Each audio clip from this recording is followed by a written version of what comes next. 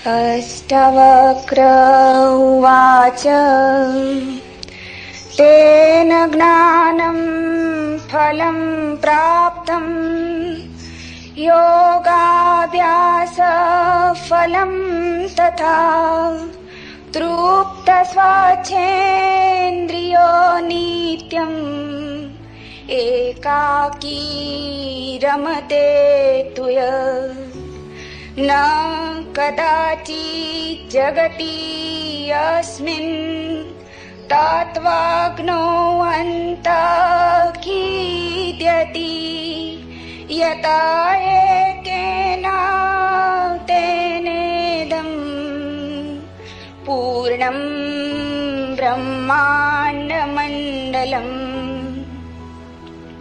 न जातु विषयाः केऽपि स्वारामं हर्षयन्ति यमि सल्लकी पल्लवप्रीतम् इव इबं निम्बपल्लवा यस्तु भोगेषु भुक्तेषु न भवति अधिवासित अभुक्तेषु निराकाङ्क्षी तादृशो भवदुर्लभ बुभुक्षुरिह संसारे मुमुक्षुरपि दृश्यते भोगमोक्ष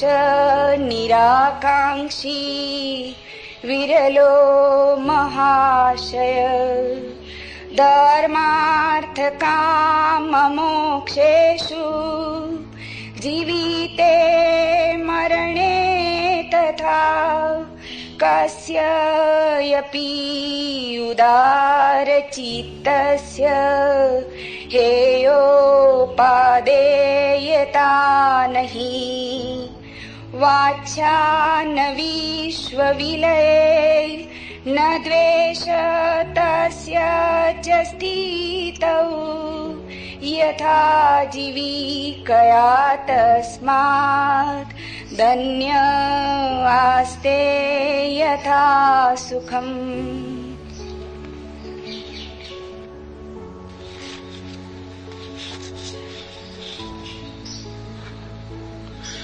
तेन ज्ञान फलम प्राप्तम योगाभ्यास फलम तथा तृप्ता स्वच्छेन्द्रियो नित्यमेकाकी रमते तुया। जो पुरुष तृप्त है, शुद्ध इंद्रिय वाला है और सदा एकाकी रमण करता है, उसी को ज्ञान और योगाभ्यास का फल प्राप्त हुआ है। एक एक शब्द को ध्यानपूर्वक समझना। पहली बात, साधारणतः लोग सोचते हैं एकाकी रमेंगे तो ज्ञान उपलब्ध होगा। ये सूत्र उल्टा है। ये कहता है जो एकाकी रमने में सफल हो गया उसे ज्ञान का फल मिल गया। एकाकी रमने से कोई ज्ञान को नहीं पाता, ज्ञान को पाने से एकाकी होने की क्षमता आती है। अकेले भाग जाने से तुम ज्ञान को उपलब्ध न हो जाओगे, हिमालय की कंदराओं में बैठ के ज्ञान को उपलब्ध न हो जाओगे। तुम ही रहोगे। जो बाजार में था वही हिमालय की गुफा में बैठ जाएगा। बाहर की स्थिति को बदलने से भीतर कोई क्रांति न हो जाएगी। घर में हो कि मंदिर में हो क्या फर्क पड़ेगा, और भीड़ में हो कि अकेले क्या फर्क पड़ेगा। तुम ही रहोगे। ये तुम्हारा होना इतनी आसानी से नहीं बदलता।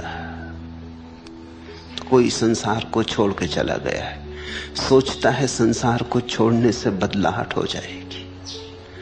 बदलाहट हो जाए तो संसार छूट जाता है, लेकिन संसार को छोड़ने से बदलाहट नहीं होती।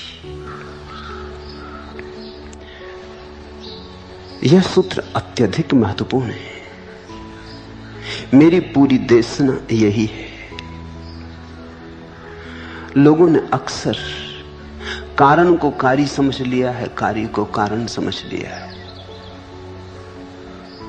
लोग सोचते हैं भोग छूट जाए तो त्याग फलित हो जाएगा। नहीं, ऐसा नहीं है। त्याग फलित हो जाए तो भोग छूट जाता है। त्याग का रस आ जाए तो भोग विरस हो जाता है। जिसके हाथों में हीरे जवाहरात आ गए वो कंकड़ पत्थर नहीं बीनता।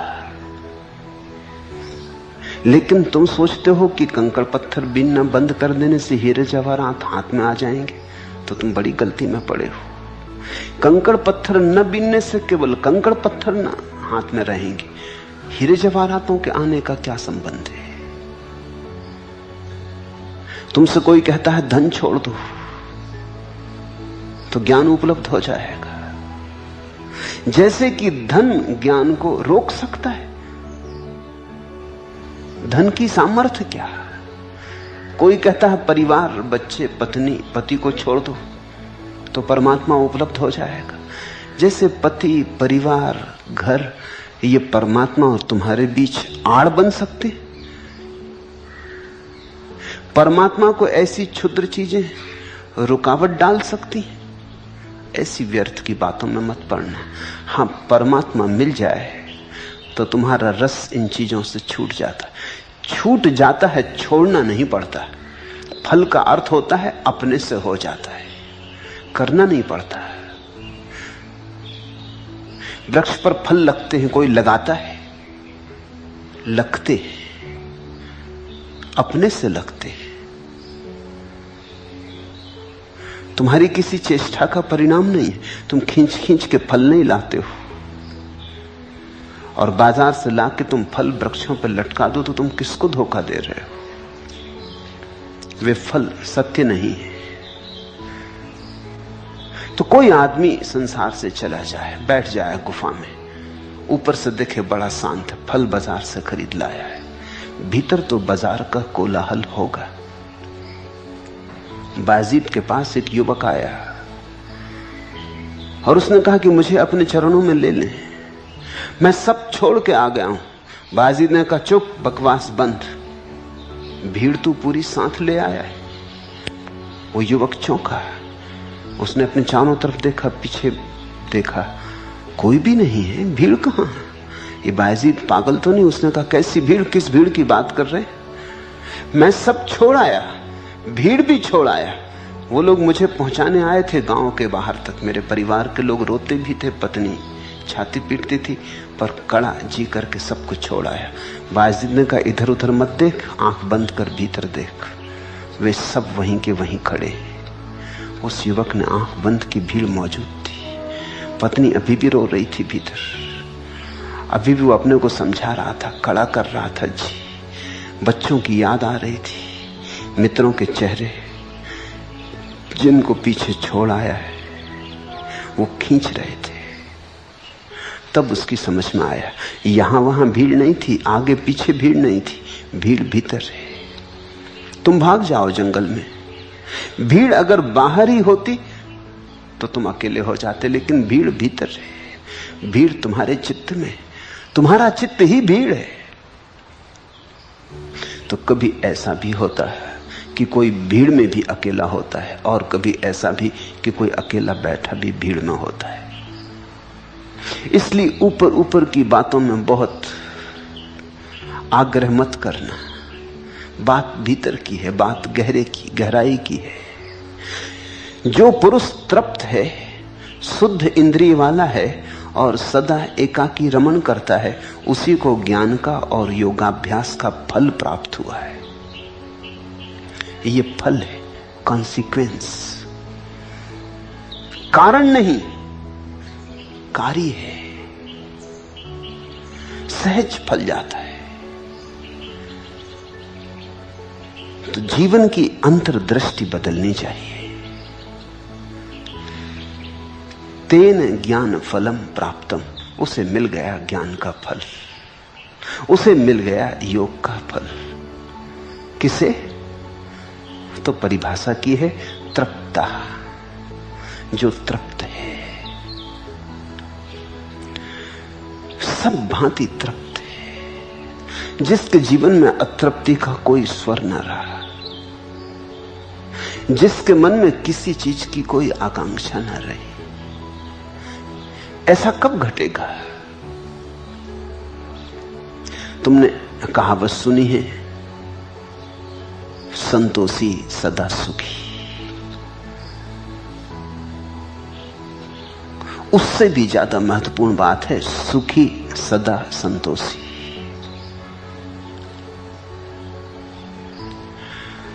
संतोषी सदा सुखी से ऐसा लगता है कि किसी तरह संतोष कर लो तो सुखी हो जाओगे। किसी तरह किया गया संतोष पहली तो संतोष ही नहीं, किसी तरह किया गया संतोष संतोष का धोखा है। समझा लिया, बुझा लिया, मन को कह दिया कि क्या रखा संसार में। जब तुम समझाते हो मन को कि क्या रखा संसार में, तो एक बात पक्की है कि तुम्हारा मन अभी कहता है कि कुछ रखा संसार में, अन्यथा समझाते किसे? समझाते किस लिए? समझाना सूचक है कि मन अभी कहता रखा बहुत कुछ संसार में। तुम अपने को समझाते हो क्या रखा कामनी कांचन में, कुछ भी नहीं, सब मिट्टी है। मगर ये क्यों दोहराते हैं? ये तुम्हारा बोध है, ऐसा तुमने देख लिया, ऐसी तुम्हारी दृष्टि का अनुभव हो गया, ऐसी तुम्हारी प्रतीति हो गई, तो अब क्या दोहराना कामनी कांचन? बात खत्म हो गई। सुबह जाग के तुम ऐसा थोड़ी बार बार दोहराते हो कि जो सपना देखा झूठ है, जो सपना देखा झूठ है। और ऐसा तुम दोहराओ तो स्वभावतः शक होगा कि तुम्हें सपने पर बहुत भरोसा आ गया। अभी तक तुम कहे चले जा रहे हो कि सपना झूठ है। अभी तक सच होने की लकीर तुम्हारे भीतर मौजूद है। अभी तक तुम्हारे भीतर सपने पर भरोसा है। उस भरोसे को काटने के लिए तुम कह रहे हो सपना झूठ है। हम उन्हीं बातों को समझाते हैं जिनके विपरीत हमारी दशा होती। तुम समझाते हो कि स्त्री के शरीर में क्या रखा, सब मलमूत्र है। मगर ये क्यों समझाते हो? ये किसको कह रहे, किस लिए कह रहे? थोड़ा इसमें झांक के देखो, तुम्हें जरूर स्त्री के शरीर में रूप दिखाई पड़ रहा है, सौंदर्य दिखाई पड़ रहा है। वो सौंदर्य तुम्हें बुला रहा है, वो रूप तुम्हें निमंत्रण दे रहा है। उस निमंत्रण से तुम घबरा गए हो, डर गए हो। उस निमंत्रण को काटने के लिए तुम समझा रहे हो कि सब जरा गौर से देखो, मलमूत्र भरा है। अब ये बड़े आश्चर्य की बात है कि तुम्हारे जो ऋषि मुनि शास्त्रों में लिख गए कि स्त्री के शरीर में मलमूत्र भरा है, इनमें से कोई भी ये नहीं लिखता कि मेरे शरीर में भी मलमूत्र भरा है। जैसे कि इनके पास कुछ सोने का शरीर है। और बड़े मजे की बात है, इनमें से कोई भी नहीं लिखता कि स्त्री के शरीर से ही ये पैदा हुए, तो मलमूत्र से ही पैदा हुए और गए बीते मलमूत्र होंगे, क्योंकि मलमूत्र से कोई सोना नहीं आ जाता। इनमें से कोई भी नहीं लिखता कि मेरे शरीर में मलमूत्र भरा है, स्त्री के शरीर में मलमूत्र भरा है। स्त्री के शरीर में आकर्षण है, उस आकर्षण को काटने के लिए ये उपाय कर रहे हैं। ये उपाय सब झूठे हैं। इस तरह आकर्षण कटता नहीं। ऐसे तुम समझा बुझा के संतोष कर लो, ये संतोष बस माना हुआ है। इस संतोष से क्रांति ना होगी, दिया ना जलेगा, तुम रूपांतरित ना हो जाओगे, तुम्हारे जीवन में प्रकाश न छा जाएगा, और न ही अमृत की वर्षा होगी। तृप्ता, देखो जीवन को गौर से, यहां अतृप्त होने का कारण ही नहीं है। इस क्षण देखो, अभी देखो। यही अष्टावक्र का जोर है कि जो देखना है अभी देखो, इस क्षण देखो। अभी तो मेरे सामने बैठे, इस क्षण जरा गौर से अपने भीतर झांको। कहीं कोई अतृप्ति है, कहीं कोई आकांक्षा है, कहीं और होने का मन है, कुछ और होने का मन है। अगर शांत होकर भीतर देखोगे तो पाओगे कि तृप्ति ही तृप्ति लहरें ले रही। जिसने भी भीतर झांका उसने पाया कि तृप्ति का सागर है, गहन परितोष, सब भरा पूरा है, जो चाहिए मिला हुआ है, जैसा होना चाहिए वैसा है। इससे अन्यथा की मांग में उपद्रव शुरू होता है। तुम जितनी चीज से तृप्त हो सकते थे उतनी परमात्मा ने दी है, उससे ज्यादा दी है। जितने से तुम आनंदित हो सकते थे उतना सारा आयोजन तुम्हारे लिए है। अब तुम देखो ही ना और तुम कहीं दौड़े चले जाओ और भागे चले जाओ। तुम्हारी आंखें कोल्हू के बैल की तरह एक दिशा में ही देखती रहें और तुम चारों तरफ न देखो, और ये जो महोत्सव चल रहा है इससे तुम्हारा कोई संबंधी ना बने, तो तुम अभागे और कारण तुम ही। तृप्ति सहज ज्ञान का फल है, जागरण का फल है। जाग के जिसने देखा उसने अपने को तृप्त पाया, सोए सोए जिसने अपने को टटोला उसने अपने को अतृप्त पाया। मेरे पास लोग आते हैं, वे कहते हैं हम तृप्त कैसे हो जाएं, संतुष्ट कैसे हो जाएं। मैं कहता हूं ये गलत सवाल ना पूछो। संतुष्ट और तृप्त होने की तुम चेष्टा कर ही रहे हो, करते ही रहे हो, वह नहीं हो पाया। मैं तुमसे कहता हूं ये बात छोड़ो, तुम इतना तो देखो कि तुम कौन हो, क्या हो। बस पहली बात पहले, प्रथम, फिर दूसरे को हम दूसरा सोच लेंगे। तुम एक बात से परिचित हो जाओ कि तुम कौन हो।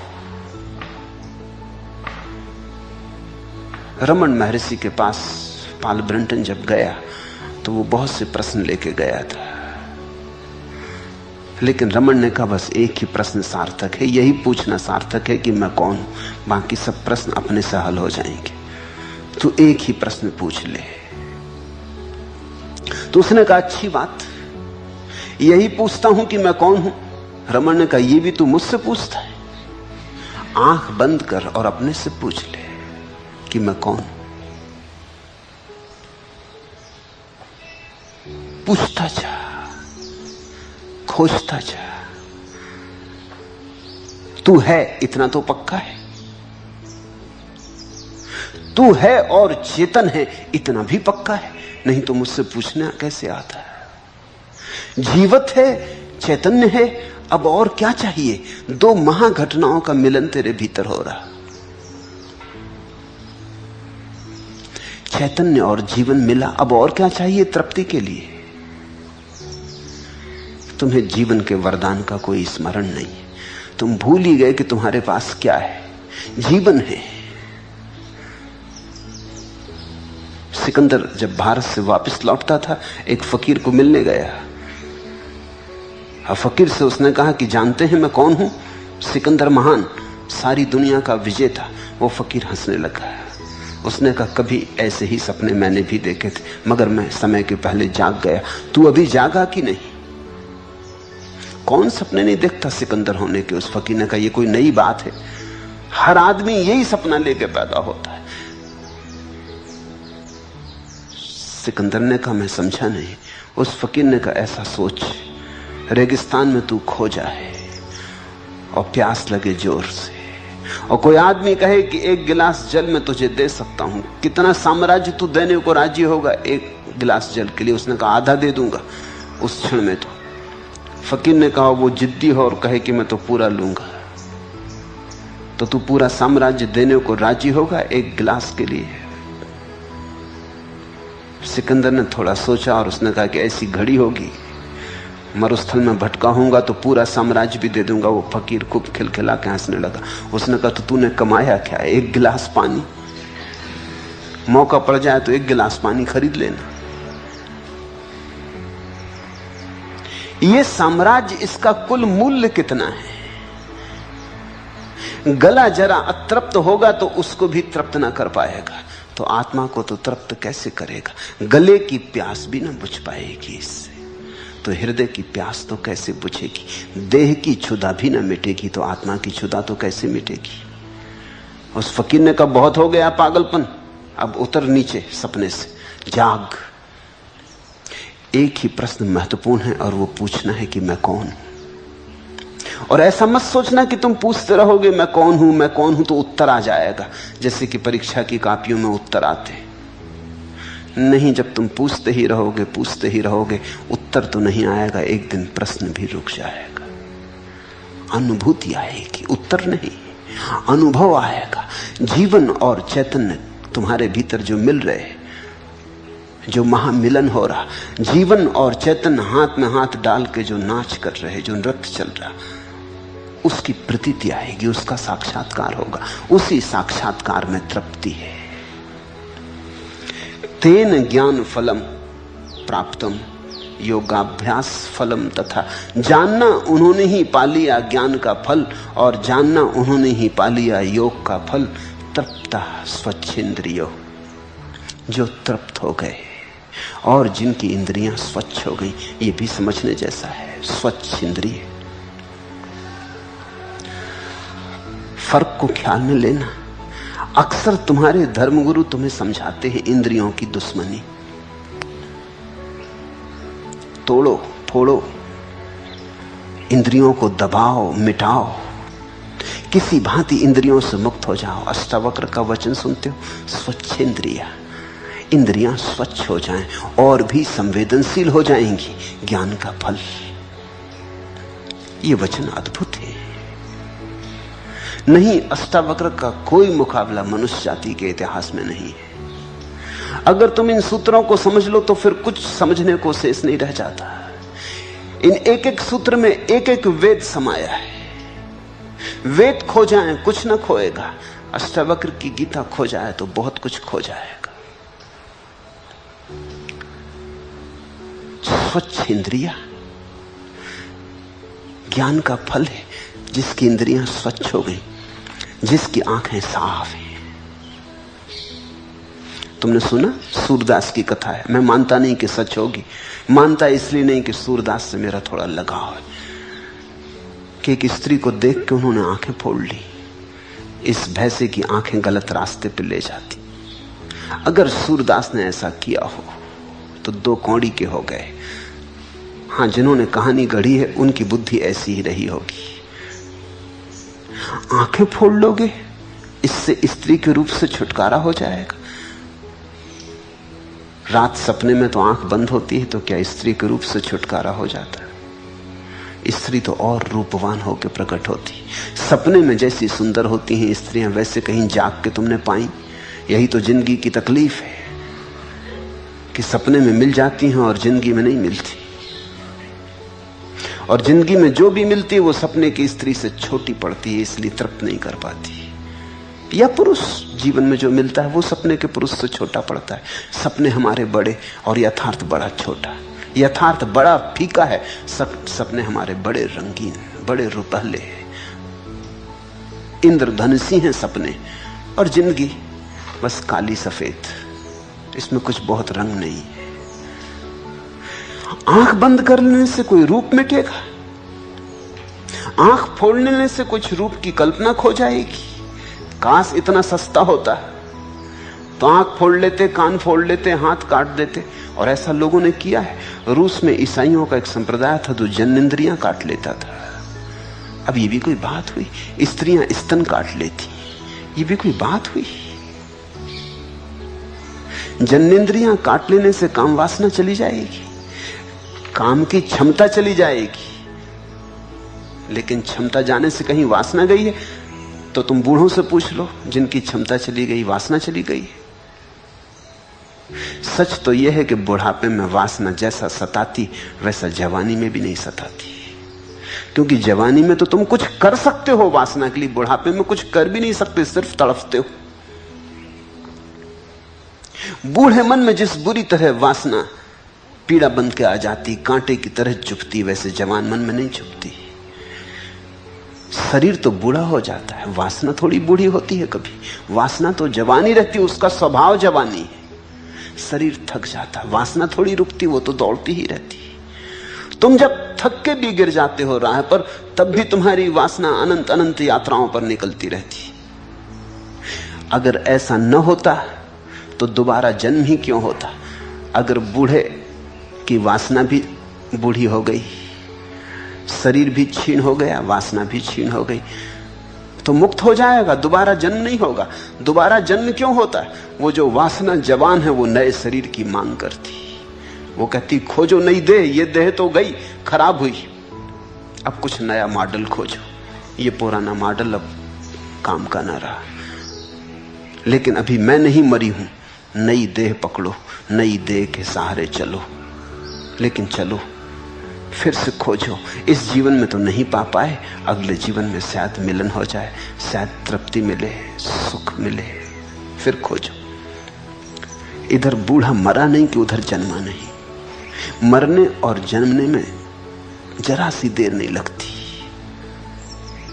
अक्सर तो ऐसा होता है कि तुम जब बूढ़े आदमी की लाश लेके मरघट जा रहे हो तब तक वो किसी गर्भ में प्रवेश कर चुका। तुम जिसकी अब अर्थी सजा रहे हो वो पैदा हो चुका। इतनी फुर्सत कहां है? वासना इतनी प्रगाढ़ है कि तुम्हारी राह थोड़ी देखेंगे। अब तुम अर्थी सजाओ, फूल पत्ती बांटो, मोहल्ले पड़ोस के लोगों को इकट्ठा करो, बैंड बाजा बजाओ, मरघट ले जाओ, तुम्हें तो कुछ वक्त तो लगेगा। रोने धोने में, उपद्रव करने में तुम्हें कुछ तो समय लगेगा पहुंचते पहुंचते। लेकिन बूढ़े को इतनी फुर्सत कहां है कि तुम्हारी राह देखे। तुम सड़ी सड़ाई लाश को ही जला रहे हो, वहां अब कोई नहीं, वो तो किसी नए गर्भ में प्रविष्ट हो चुका। वासना क्षण भर की देर नहीं मांगती। तुमने देखा, जब वासना तुम्हें पकड़ती तुम क्षण भर रुक सकते हो। जब क्रोध तुम्हें पकड़ता है तब तुम ये कहते हो कि चलो कल कर लेंगे। जब क्रोध तुम्हें पकड़ता तुम उसी क्षण आग बबूला हो जाते। और जब वासना तुम्हें पकड़ती तो तुम सोचते हो कि चलो कल, परसों, अगले जन्म में, जल्दी क्या है। जब वासना तुम्हें पकड़ती तो तुम उतावले हो जाते। उसी क्षण होना चाहिए, क्षण में होना चाहिए। एक क्षण की भी देरी सालती है, खटकती है। इधर बूढ़ा मरा, उधर उसकी वासना उसे नई यात्रा पर ले गई। तो साधु संत तुम्हें समझाते रहे इंद्रियों को काटो, जलाओ, खराब करो। नहीं, ज्ञानी ऐसा नहीं कहते।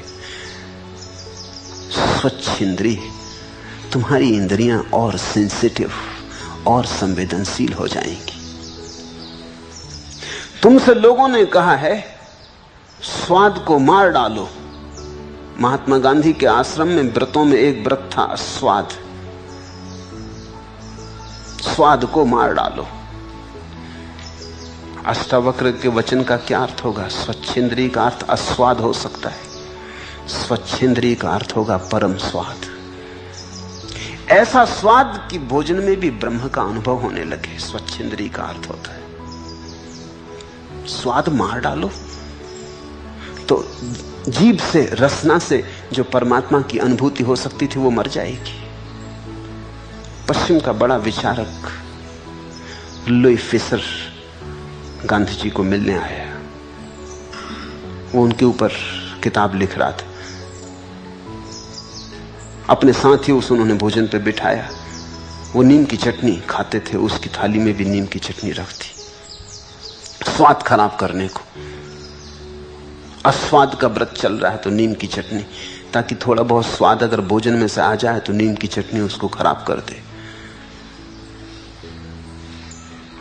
फिशर सौजन्यता बस जरा सा चख के देखा कि चीज क्या है। कड़वा जहर। उसने कहा कुछ कहना ठीक नहीं। उसको किसी ने चेताया भी था कि सावधान रहना, वो नीम की चटनी देंगे। तो यही है नीम की चटनी। उसने ये सोचा कि बजाय पूरा भोजन खराब करने के, इसको एक ही दफा इस अंडे को गटक जाओ तो फिर कम से कम पूरा भोजन तो ठीक से हो जाएगा, ये झंझट मिटेगी।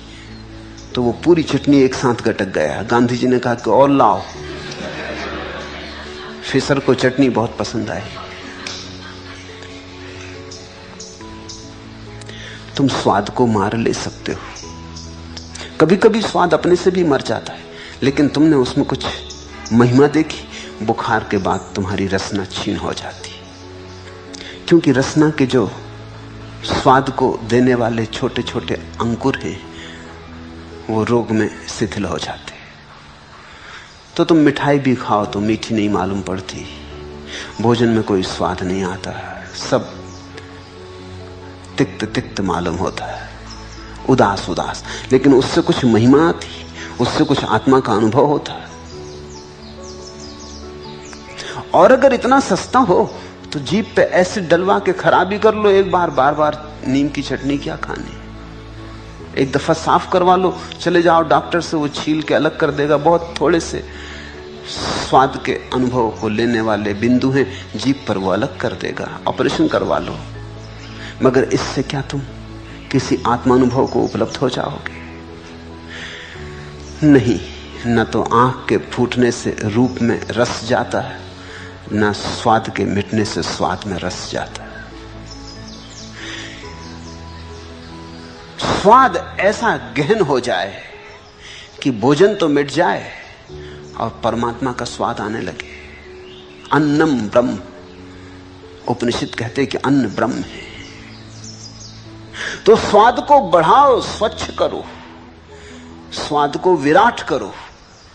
स्त्री को देखा, आंख मत फोड़ो, और जरा गौर से देखो कि स्त्री में ब्रह्म दिखाई पड़ने लगे, तो आंख स्वच्छ हो गई। ब्रह्म के अतिरिक्त जब तक तुम्हें कुछ और दिखाई पड़ रहा, उसका अर्थ इतना ही कि आंख अभी पूरी स्वच्छ नहीं हुई। जब आंख पूरी स्वच्छ हो जाएगी तो ब्रह्म ही दिखाई पड़ेगा, एक ही दिखाई पड़ेगा। जब सारी इंद्रियां स्वच्छ होती तो सभी तरफ से उसी एक का अनुभव होता। छुओ तो वही हाथ में आता है, चखो तो वही जीभ पर आता है, देखो तो उसी के दर्शन होते, सुनो तो उसी की पदध्वनि सुनाई पड़ती। कुछ भी करो, श्वास लो तो वही तुम्हारी श्वास में भीतर जाता। सूरज उगता तो वही उगता, रात आकाश तारों से भर जाता तो उसी से आकाश भर जाता, फूल खिलते तो वही खिलता, पक्षी चहचहाते तो उसी की चहचहाहट है। जब सारी इंद्रियां स्वच्छ होती हैं तो सभी तरफ से उस एक का अनुभव होने लगता है। जितनी इंद्रियां अस्वच्छ होती हैं उतना ही अनुभव नहीं हो पाता। ये सूत्र ख्याल रखना। तृप्ता स्वच्छ इंद्रियो नित्य मेकाकी रमते तुया। और जिस व्यक्ति की इंद्रियां स्वच्छ हो गई और जिसे उस एक का सब तरफ अनुभव होने लगा, वही एकाकी रमण कर सकता है, क्योंकि अब दूसरा बचा ही नहीं। इस एकाकी रमण का अर्थ भी समझो। एकाकी का अर्थ अकेलापन नहीं होता, एकाकी का अर्थ होता है एकपन, अकेलापन नहीं। अकेलेपन का अर्थ होता है लोनलीनेस, एकाकी का अर्थ होता है अलोननेस। अकेलेपन का अर्थ होता है दूसरे की याद आ रही, दूसरा होता तो अच्छा होता। अकेलेपन का अर्थ होता है दूसरे की मौजूदगी नहीं है, खल रही, खाली खाली लग रही कोई जगह, बेचैनी हो रही। बैठे हैं अकेले लेकिन दूसरे की पुकार उठ रही। तुम जंगल भाग जाओगे, किसी से बात करने को न मिलेगा तो भगवान से ही बात करोगे, मगर वो तुमने दूसरा पैदा कर लिया, तुम अकेले ना रहे। अकेलेपन में आदमी भगवान से ही बात करने लगेगा, उसी को तो तुम प्रार्थना कहते हो, वो बातचीत। तुमने फिर एक कोई पैदा कर लिया जिससे बातचीत होने लगी। एक तरह का पागलपन है ये बातचीत। तुमने पागल खाने में जाकर देखा, तुम देखो कोई पागल बैठा अकेला और बात कर रहा है, तुम हंसते हो, लेकिन जब कोई प्रार्थना करता है तब तुम नहीं हंसते। ये किससे बात कर रहा है? पागल पे तुम हंसते हो क्योंकि तुम्हें कोई दिखाई नहीं पड़ता और ये किसी से बात कर रहा है। और तुम जब मंदिर में हाथ जोड़ के कहते हो कि हे पतित पावन मुझ पे कृपा करो, तुम किससे बात कर रहे हो? जब तक तुम जानते हो कि परमात्मा दूसरा है, दूजा है, जिससे बात हो सकती, वार्ता हो सकती, तब तक तो तुम्हें परमात्मा का पता ही नहीं। परमात्मा दूजा नहीं है, तुम्हारा होना है, तुम हो। अहम ब्रह्मास्मि। तो जब ऐसा अनुभव होता है कि एक ही है, मैं और तू का विभाजन गिर गया, तब जो घटना घटती है, वो जो फूल खिलता है, वो है एकाकी, अलोननेस। तब वहां दूसरे की गैर मौजूदगी नहीं खलती, वहां अपनी मौजूदगी में रस आता, अपनी मौजूदगी में उत्सव होता है। तुम कुछ बोलते नहीं, बोलने को कौन बचा, किससे बोलना है, कौन बोले, सब बोल खो जाता है, अबोल हो जाते।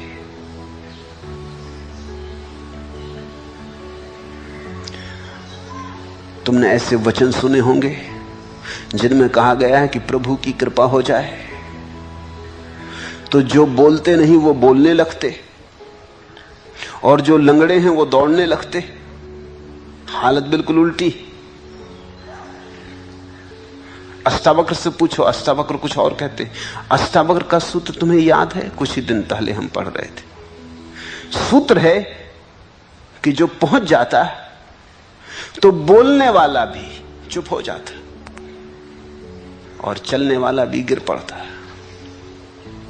जो बड़ा उद्यमी था महा आलसी हो जाता, आलस शिरोमणि। सब दौड़ धाप गई, दौड़ना कहां, जाना कहां, है वही है तो कोई चंचलता ना रही। बोलना किससे, कहना किससे? प्रार्थना तभी है जब कहने को कुछ भी ना बचा, कहने वाला ना बचा, जिससे कहना था वो भी ना बचा। उस मौन के क्षण का नाम है प्रार्थना। बोल के प्रार्थना को खराब मत कर लेना, कुछ कह के बात बिगाड़ मत लेना। कुछ कहा कि चूके, क्योंकि कहने में तुमने मान ही लिया कि दो है, कि तू है पतित पावन और हम हैं पापी। तुम्हारे भीतर वही बैठा जिसको तुम पापी कह रहे, वही जिसको तुम पतित पावन कह रहे। ये विभाजन तुमने जो खड़ा कर लिया कि तू ऊपर और हम नीचे, और तू महान और हम क्षुद्र, तुम किसको क्षुद्र कह रहे? वही तुम्हारे भीतर, वही तुम्हारे बाहर। एक का ही वास है, एक का ही विस्तार है। इस एक के विस्तार की जब गहन प्रतीति होती है तो एकाकी रमण। इसका यह मतलब समझना है कि तुमको हिमालय की गुफा में बैठा रहना पड़ेगा। अब तुम जहां भी रहो, तुम एक की गुफा में बैठ गए, अब तुम जहां भी रहो तुम एकाकी हो। तुम भीड़ में जाओ तो, बाजार में जाओ तो, एकांत में जाओ तो वही है, एक ही सागर की लहरें। तुम भी उसमें एक लहर हो। जो पुरुष तृप्त है, शुद्ध इंद्रिय वाला है और सदा एकाकी रमण करता है। अब ख्याल रखना, सदा एकाकी रमण। तुम अगर गुफा में बैठे हो तो सदा तो एकाकी हो ही नहीं सकते। गांव से कोई भोजन तो लाएगा तुम्हारे लिए, तब उतनी देर को तुम एकाकी न रह जाओ। और कोई कौआ आके बैठ गया गुफा पे और कांव कांव करने लगा तो तुम एकाकी नहीं रह गए। अब कौओं का क्या करो? कौए कोई बहुत आध्यात्मिक तो है नहीं, संत पुरुषों का समादर करते हो ऐसा भी मालूम नहीं पड़ता, संत असंत में भेद करते हो ऐसा भी नहीं मालूम पड़ता। कौए परम ज्ञानी, भेद करते ही नहीं, परमहंस की अवस्था में। वो ये थोड़ी देखेंगे कि आप बड़ा ध्यान कर रहे हैं, माला जप रहे हैं, इसकी जरा भी चिंता ना करेंगे। कोई कुत्ता आके और गुफा में विश्राम करने लगा तो क्या करोगे? अकेले ना रहे। अकेले सदा तो कैसे रहोगे? सदा तो अकेले तभी रह सकते हो जब अकेलापन उस परम एकाकी से जुड़ जाए। फिर तुम कहीं भी रहो, कैसे भी रहो, कौआ आए तो भी तुम्हारा ही स्वभाव है और कुत्ता आए तो भी तुम्हारा ही स्वभाव है। कोई ना आए तो भी वो मौजूद है, कोई आए तो भी वो मौजूद है। कोई ना हो तो अरूप की तरह मौजूद है, कोई हो तो रूप की तरह मौजूद है, मगर हर हालत में एक ही मौजूद है। बाहर भीतर ऊपर नीचे सब आयामों में, दसों दिशाओं में एक की ही गूंज चल रही और सदा एकाकी रमण करता है। उसी को ज्ञान का और योगाभ्यास का फल प्राप्त हुआ है। ज्ञान फल है, कॉन्सिक्वेंस, परिणाम। तो तुम शास्त्र को कितना ही पढ़ लो, इकट्ठा कर लो, ज्ञान ना हो जाएगा। खुद के पन्ने उल्टो, जरा भीतर चलो, खुद की किताब खोलो। इसको तो कब से बांध के रखा है, खोले ही नहीं तुमने। जन्म जन्म हो गए, ये किताब तुम लिए चलते हो लेकिन कभी खोला नहीं तुमने। तुम दूसरों से पूछते फिर रहे हो कि मैं कौन हूं। तुम हो और तुम्हें पता नहीं तो दूसरे को क्या खाक पता होगा? तुम्ही को पता नहीं चल रहा कि तुम कौन हो तो दूसरा क्या उत्तर देगा? तुम तो निकटतम हो अपने अस्तित्व के, तुम ही चूके जा रहे हो तो किसी और को तो कैसे पता होगा?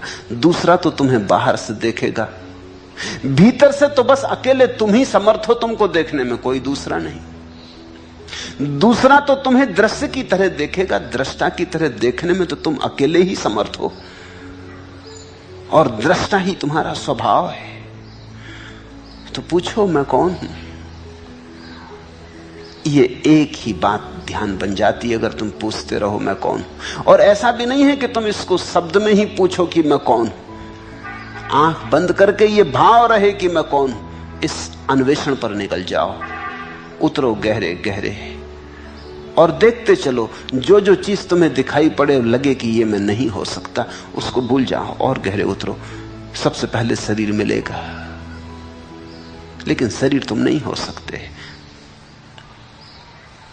हाथ कट जाता है तो भी तुम नहीं कटते, तुम्हारा होने का भाव पूरा का पूरा रहता है। तुम बच्चे थे, जवान हो, बूढ़े हो गए, लेकिन तुम्हारे होने में कोई फर्क नहीं पड़ता, तुम्हारा होने का भाव ठीक वैसा का वैसा है। शरीर में झुर्रियां पड़ गई, बूढ़ा हो गया, थक गया, डमाडोल होने लगा, अब गिरेगा तब गिरेगा, लेकिन भीतर आंख बंद करते ही तुम्हारे चैतन्य में कोई झुर्रियां पड़ी, वो तो उतना ही ताजा है जैसा बचपन में था, वैसा का वैसा है। वहां तो कोई समय की रेखा नहीं पड़ी, समय ने वहां कोई चिन्ह ही नहीं छोड़े, समय की छाया ही नहीं पड़ी। समयातीत, कालातीत, तुम वैसे के वैसे हो जैसे तुम आए थे, उसमें जरा भी भेद नहीं पड़ा। तुम शाश्वत हो। शरीर तुम नहीं हो सकते, शरीर तो क्षणभंगुर है, बदल रहा, बदलता जा रहा, प्रतिपल बदल रहा। शरीर तो नदी की धार है, घूमता हुआ चाक है, तुम तो ठहरी हुई कील हो। और एक बात निश्चित है,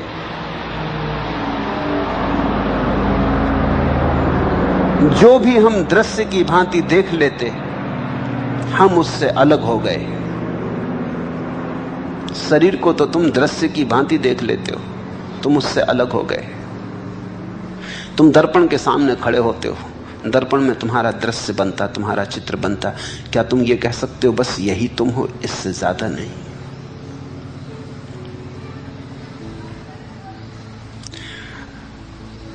ये शरीर का चित्र बन रहा है, तुम्हारी चेतना का तो जरा भी नहीं बन रहा। ऐसा कोई दर्पण ही नहीं जिसमें चेतना का चित्र बन जाए, हो भी नहीं सकता ऐसा कोई दर्पण। शरीर सामने खड़ा है, शरीर का प्रतिबिंब दर्पण में खड़ा है, दोनों को देखने वाला दोनों से पार है। तुम शरीर को भी देख रहे हो झुक के, तुम दर्पण में अपना प्रतिबिंब भी देख रहे हो। तुम कौन हो जो दोनों को देख रहा? तुम भिन्न हो, तुम इससे अलग हो और थोड़े भीतर सरको। फिर विचारों की तरंगें, उनको भी गौर से देखो, पूछो यह हूं मैं? विचार आया गया, एक आया, दूसरा आया, तीसरा आया, सतत श्रृंखला लगी है, धारा बही है। इनमें से कोई भी तुम नहीं हो सकते, क्योंकि तुम तो बने ही रहते हो। विचार आता जाता, कभी सुंदर कभी असुंदर, कभी शुभ कभी अशुभ। कभी उठता कि सारी दुनिया को प्रेम कर लूं, और कभी उठता है कि सारी दुनिया को नष्ट कर दूं। कभी होता है मन करुणा का और कभी होता है मन क्रोध का। क्रोध का धुआं भी उठता, करुणा की सुगंध भी उठती, लेकिन तुम तो इन दोनों के पार खड़े देखते ही रहते। तुम तो साक्षी हो। नहीं, मन भी तुम नहीं, और भीतर चलो।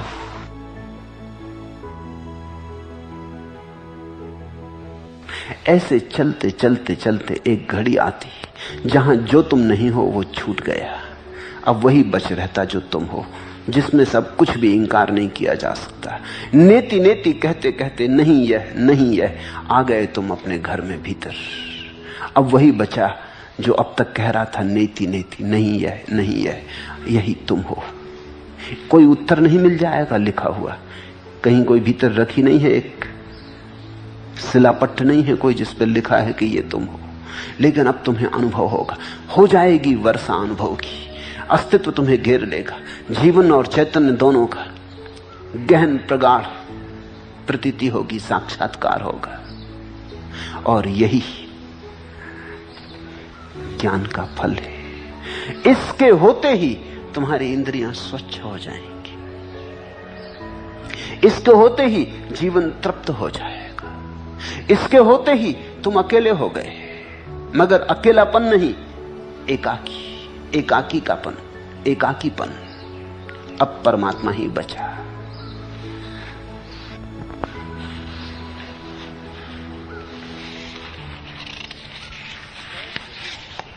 तैर रही लहरें, डूब गया सागर, जाग उठे तारे, निंदियाया अंबर, पड़ी रही माटी, चली गई गागर, मुस्काती बिजली, असुआया बादर।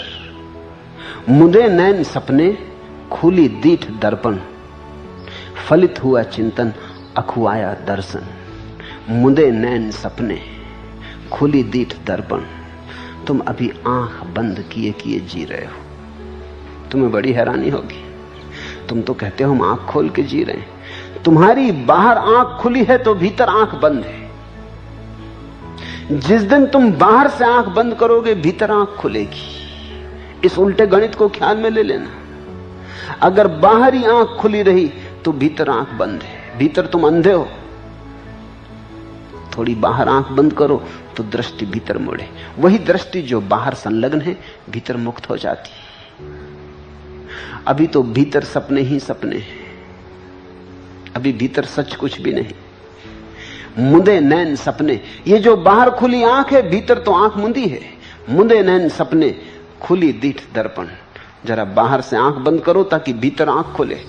इस ऊर्जा को भीतर बहने दो।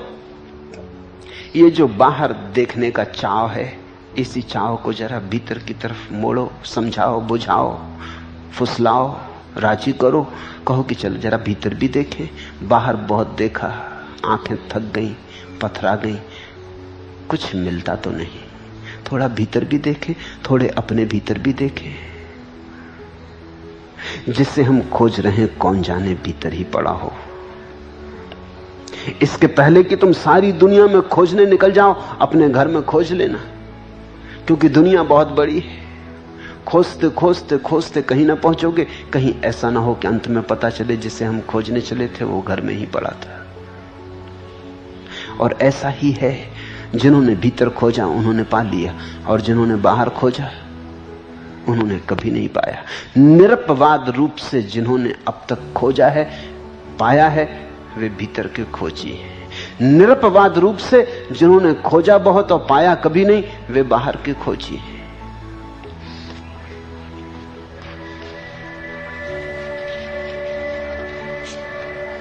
पहली आषाढ़ की संध्या में नीलांजन बादल बरस गए।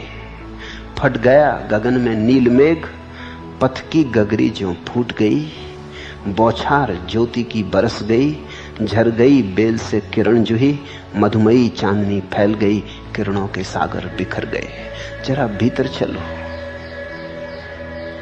होती है अपूर्व वर्षा।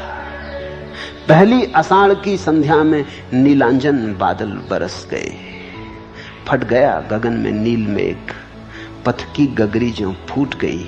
बौछार ज्योति की बरस गई, झर गई बेल से किरण जुही। मधुमयी चांदनी फैल गई, किरणों के सागर बिखर गए। तुम्हारी भीतर, तुम्हारे ही भीतर तुम महासूर्यों को छिपाए चल रहे हो। जरा खोलो भीतर की गांठ, जरा भीतर की गठरी खोलो, जरा भीतर की गगरी फोड़ो। किरणें ही किरणें बरस जाएंगी। उस किरणों की वर्षा में ही स्वच्छ हो जाती इंद्रियां, उन किरणों की वर्षा में ही तृप्त हो जाते प्राण। मिल गया फल। हंत तत्वज्ञानी इस जगत में कभी खेद को नहीं प्राप्त होता, क्योंकि उसी एक से यह ब्रह्मांड मंडल पूर्ण है। दत्तात्रेय के जीवन में उल्लेख है, भीख मांगने एक द्वार पर दस्तक दी। घर में कोई न था, एक कुंवारी लड़की थी। माता पिता खेत पर काम करने गए थे। उस कन्या ने कहा, आप आए हैं, माता पिता यहां नहीं, आप 2 क्षण रुक जाएं तो मैं चावल कूट के आपको दे दूं, और तो घर में कुछ है नहीं। चावल कूट दूं, साफ सुथरे कर दूं और आपकी झोली भर दूं। तो दत्तात्रेय रुके।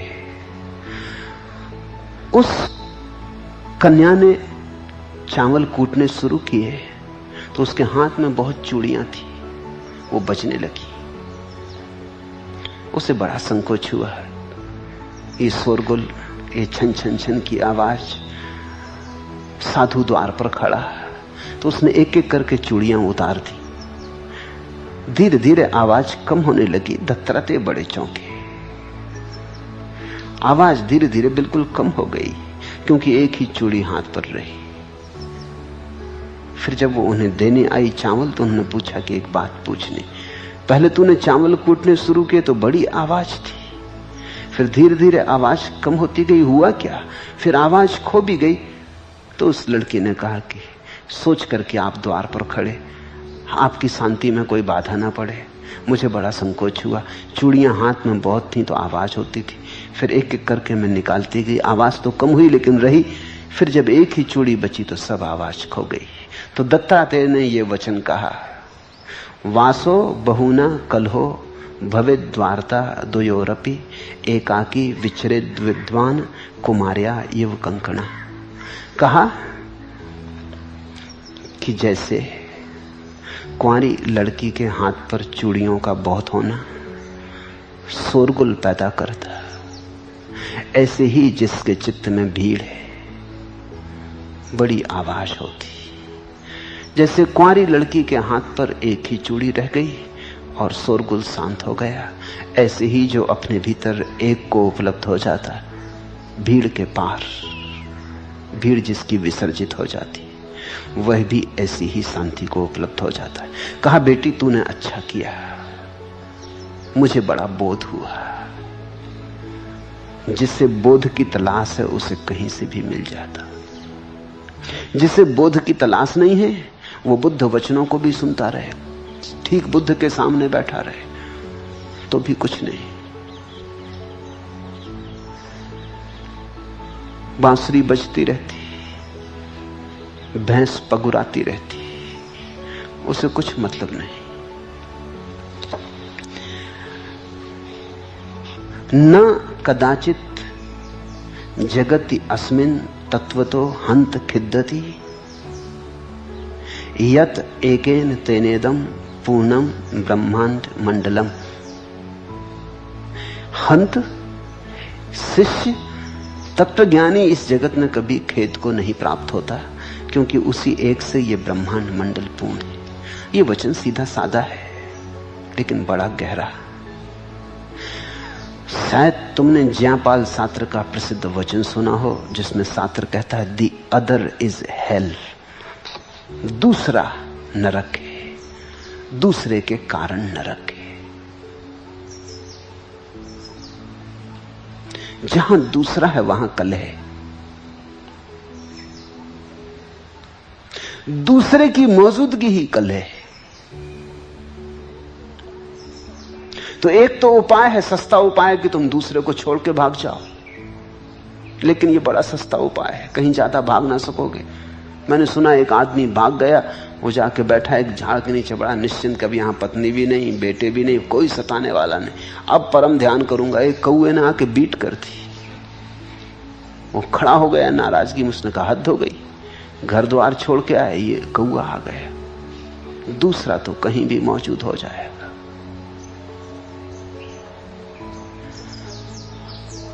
जब तक कि दूसरे का भाव ही ना मिट जाए, जब तक कि दूसरे में दूसरा दिखाई पड़ने ही बंद ना हो जाए, तब तक नरक जारी रहेगा।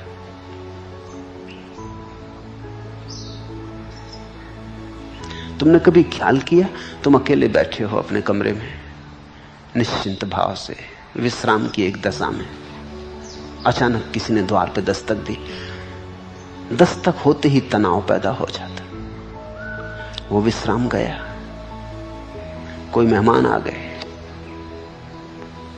अब तुम कहते जरूर हो कि देख के आपको बड़े दर्शन हुए, बड़ा आनंद हुआ, गदगद हो गए, मगर तुम्हारे चेहरे से गदगदपन बिल्कुल पता नहीं चलता। न तुम्हारी आंखों में कुछ स्वागत दिखाई पड़ता। कहते हो लोकाचार के लिए, बिठा भी लेते हो। मुल्ला नसरुद्दीन के घर ऐसे ही एक दिन एक मेहमान आ गए, बकवासी हैं, वो घंटों बकवास करते हैं।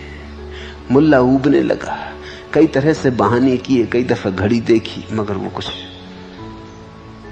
कई दफे जुम्हाई ली, मगर जो दूसरों को उबाने में कुशल हो जाते वो इन बातों की चिंता नहीं करते। वो तो प्राणपण से अपने कार्य में लगे रहते। वो तो लगा ही रहा।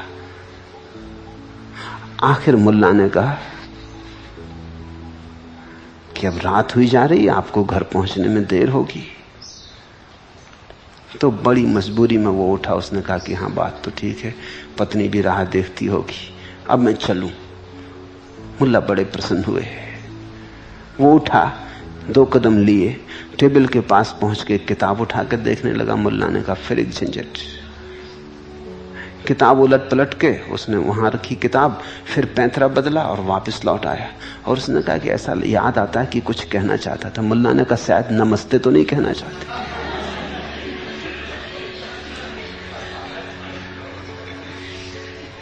लोग हैं जिन्हें इसकी जरा भी चिंता नहीं, जिन्हें इसका बोध ही नहीं कि कोई अकेला हो तो उसका अकेलापन मत छेड़ो, मत खराब करो। पूरब में तो ये धारणा ही नहीं है, पश्चिम में थोड़ा बोध पैदा हुआ है कि कोई अकेला हो तो उसका अकेलापन मत छेड़ो। ये अत्याचार है, अतिक्रमण है। यहां तो कोई इस बात का ख्याल ही नहीं है।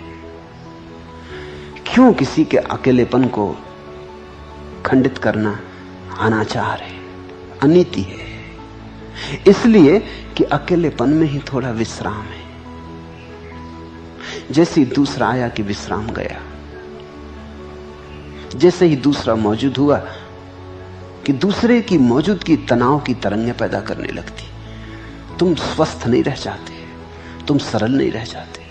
कभी कभी तुम्हारे बाथरूम में तुम थोड़े सरल होते हो अकेले, लेकिन अगर तुम्हें पता चल जाए कि कोई कुंजी के छेद से झांक रहा है तो तत्क्षण सब सरलता खो जाती।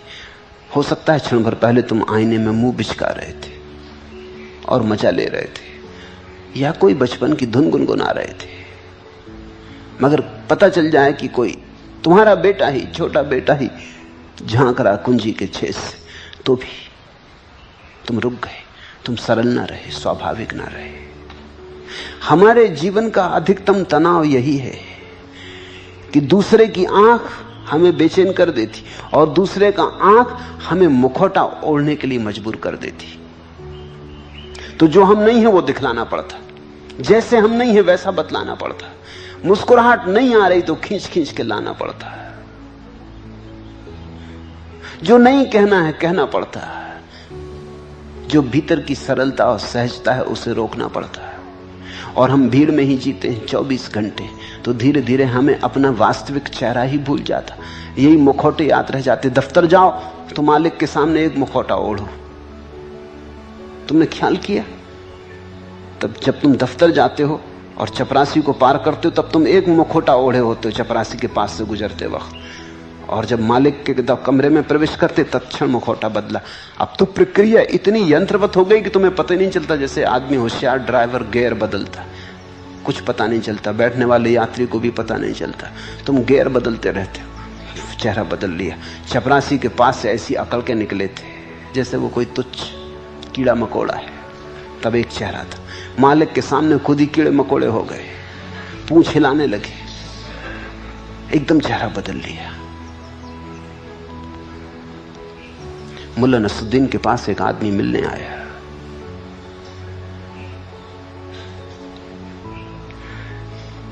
नसरुद्दीन को पता नहीं कौन है, तो उसने ये भी नहीं कहा कि बैठिए। हर किसी से तो कोई नहीं कह देता कि बैठिए, लोग तो हिसाब से चलते हैं। उस आदमी ने कहा शायद आपको पता नहीं,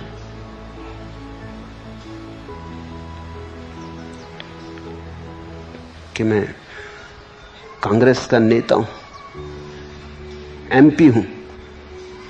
मुल्ला ने कहा बैठिए, कुर्सी पे बैठिए। उठ के खड़ा हो गया। आइए, बड़ी खुशी हुई। वो आदमी बोला आपको ये भी पता नहीं कि शीघ्र ही मैं कैबिनेट में लिए जाने वाला हूं। तो मुल्ला ने कहा 2 कुर्सी पे बैठिए, एक से कैसे काम चलेगा।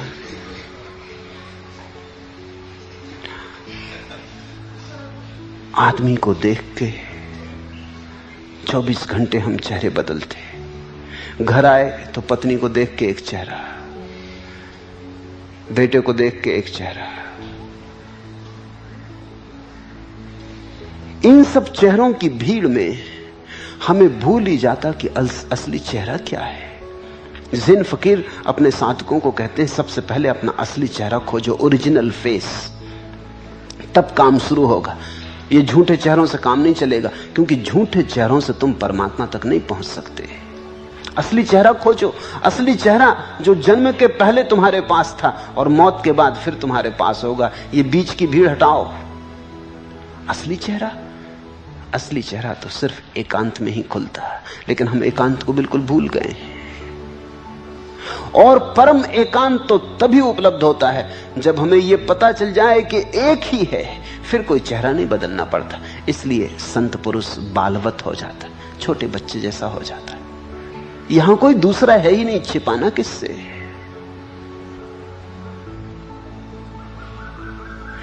बचाना किससे? धोखा किसको देना? कपट किससे करना? कूटनीति कैसी, राजनीति कैसी? यहां एक ही है। ये तो ऐसे हुआ कि अपने बाएं हाथ से दाएं हाथ को कोई धोखा दे।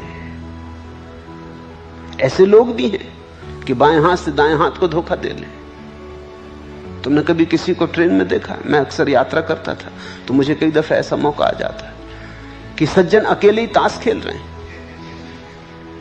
दोनों तरफ से चाल चल रहे हैं और इसमें भी सोच रहे हैं कि जीत हार होगी। अब हद हो गई, अब तुम ही खेल रहे हो दोनों तरफ से, तुम्हें दोनों चालें पता हैं, तुम किसको धोखा दे रहे? और बायां हाथ जीता कि दायां हाथ जीता, क्या फर्क पड़ेगा? कौन जीता कौन हारा? लेकिन व्यस्त है।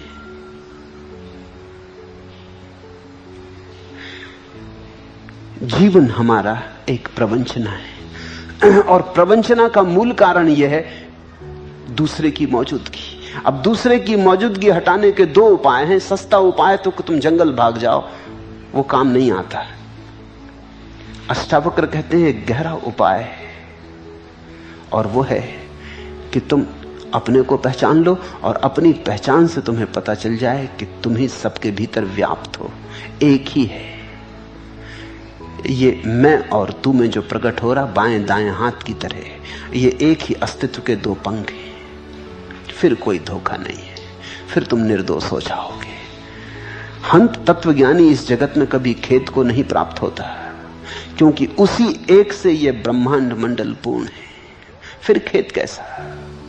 खेद है दूसरे से, दुख है दूसरे की मौजूदगी में, क्योंकि दूसरे की मौजूदगी हमें सीमित करती और दूसरे की मौजूदगी हमें झूठे व्यवहार के लिए मजबूर करती और दूसरे की मौजूदगी हमारी छाती पर पत्थर की तरह पड़ जाती।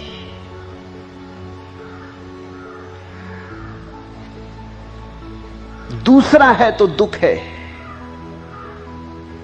अब दूसरे को कैसे मिटा दें? हम उपाय करते हैं जिंदगी में कई तरह से दूसरे को मिटाने के। तुम चाहे जान के करते हो चाहे अनजाने। तुमने देखा पति चेष्टा करता पत्नी को बिल्कुल मिटा दे, उसका कोई अस्तित्व न रह जाए, दासी बना दे। पतियों ने समझाया सदियों से कि हम परमेश्वर हैं, तुम दासी। पत्नियां भी कहती हैं कि ठीक। चिट्ठी वगैरह लिखती हैं तो उसमें लिखती हैं आपकी दासी, मगर उसका जो बदला लेती हैं 24 घंटे पति को दिखलाती रहती हैं कि समझ लो कौन है दास, कि आप तो परमेश्वर हो, कहती यही है और खींचती रहती टांग। एक दिन मुल्ला उसकी पत्नी में झगड़ा हो गया, भागी पत्नी मुल्ला के पीछे, जैसी उसकी आदत है मार दे, चीजें फेंक दे, तो वो घबरा के जल्दी से बिस्तर के नीचे घुस गया। तो पत्नी का निकल बाहर कायर कहीं का। मुल्ला ने कहा छोड़, कौन मुझे निकाल सकता है? इस घर का मालिक मैं हूं, जहां मर्जी होगी वहां बैठेंगे।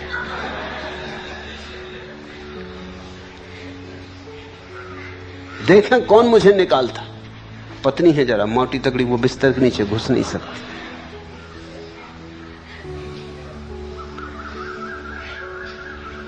पत्नी की पूरी चेष्टा है पति को मिटा दे। क्यों ये चेष्टा क्यों है? इसके पीछे बड़ा गहरा कारण है। दूसरे की मौजूदगी खतरनाक है, और दूसरा है तो डर है कि कहीं वो मालिक ना हो जाए। इसके पहले कि वो मालिक हो जाए उसे गुलाम बना दो, उसकी गर्दन दबा दो। बच्चा तुम्हारे घर में पैदा होता है, कहते तुम बच्चे को तुम प्रेम करते हो, लेकिन माँ बाप दोनों मिलकर बच्चे को मिटाने में लग जाते। जल्दी लीप पोत के इसको खत्म कर दो, इसके पहले कि ये उद्घोषणा करे अपने स्वतंत्र की, अपनी स्वच्छंदता की। तुम कहते हम प्रेम करते, लेकिन तुम्हारे प्रेम में कुछ बहुत सच्चाई नहीं है। तुम प्रेम के नाम पर ही जहर पिलाते हो। पत्नी भी कहती कि हमें तुमसे प्रेम है पति से। अगर प्रेम है तो मुक्त करो, प्रेम सदा मुक्त करता है। पति भी कहता है कि मुझसे तुझे प्रेम है।